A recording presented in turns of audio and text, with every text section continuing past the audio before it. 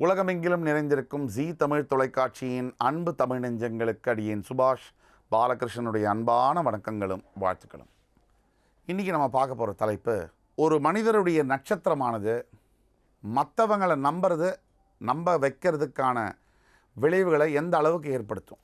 நட்சத்திரத்தில் 27 நட்சத்திரங்கள் இருக்குது. மேஷராசியில் ஆரம்பித்து அஸ்வினி நட்சத்திரத்தில் தொடங்கி மீனராசியில் ரேவதி நட்சத்திரம் முடிய 27 நட்சத்திரங்கள். ஒவ்வொரு நட்சத்திரத்துக்கும் 4 பாதங்கள் இருக்குது.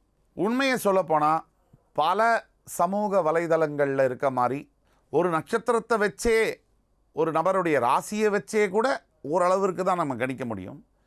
பொதுப்படையில் நட்சத்திரத்தை வச்சு இன்னும் ஒரு ஸ்டெப்பு கீழே போய் கணிக்க முடியும்.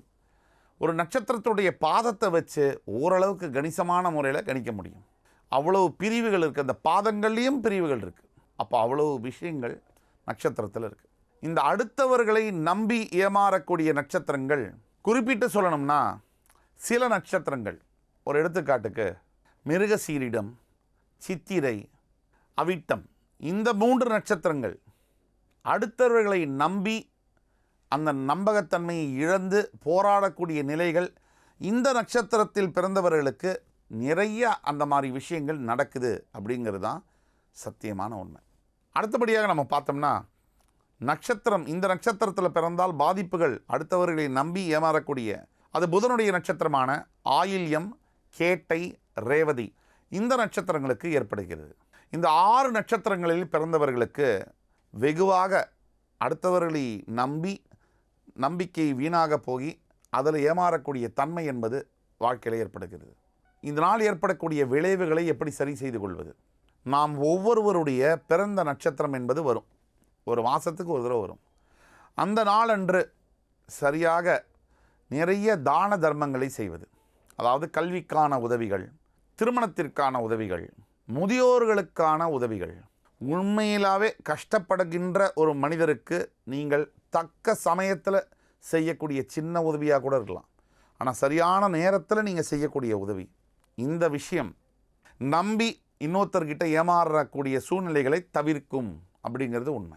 இந்த 27 நட்சத்திரங்களுக்கான கோவில்களும் இருக்குது. ஒரு எடுத்துக்காட்டுக்கு சொல்லணும் அப்படின்னா, பூராடம் நட்சத்திரத்துக்கான கோவில் தஞ்சை மாவட்டத்தில் இருக்குது. ஆகாயேஸ்வரர் அப்படின்னு சொல்லக்கூடிய, மங்களாம்பிகை அப்படின்னு சொல்லக்கூடிய சந்நிதி இருக்குது. அந்த சந்நிதியில் போய் வழிபடணும். இப்படி ஒவ்வொரு நட்சத்திரத்திற்கும் ஒவ்வொரு கோவில்கள் இருக்குது. இப்போ அந்த கோவில்கள், மக நட்சத்திரத்துக்கு நீங்கள் பழனியில் போய் வழிபடலாம். திருமுருகனை வழிபடும்போது மிகப்பெரிய நன்மைகள் உண்டாகும். இப்படி ஒவ்வொரு நட்சத்திரம், உங்களுடைய நட்சத்திரம்தான் உங்களுடைய வாழ்க்கையுடைய ஒரு தொலைக்காட்சின்னு சொல்லலாம்.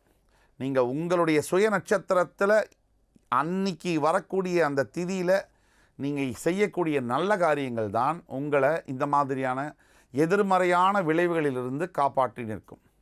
இன்னொரு பெரிய ஒரு பரிகாரம் நம்ம சொல்லலாம் அப்படின்னா, நான் எந்த நட்சத்திரத்தில் பிறந்திருந்தாலும் எனக்கு வாழ்க்கையில் நம்பி ஏமாந்துக்கிட்டே இருக்கேன், என்னால் நம்பகத்தன்மை இருக்கலை, எல்லா உறவுகளும் என்னை ஏமாத்துறாங்க அப்படிங்கிற வகையில் ஒவ்வொரு பௌர்ணமி தோறும் சத்யநாராயண சுவாமிக்கு நீங்கள் செய்யக்கூடிய பூஜையானது உங்கள் வாழ்க்கையை மாற்றியமைக்கும் அப்படிங்கிறதுல எல்லளவும் சந்தேகம் இல்லை. இந்த அருமையான நிகழ்ச்சியில் உங்கள் அத்துணை பேரையும் சந்திப்பதில் மிக்க மகிழ்ச்சி. மறுபடி வேறொரு நிகழ்ச்சியில் உங்கள் எல்லோரையும் சந்திக்கும் வரை உங்களிடமிருந்து விடைபெறுவது உங்கள் சுபாஷ் பாலகிருஷ்ணன். நன்றி, வணக்கம், வாழ்க வளமுடன்.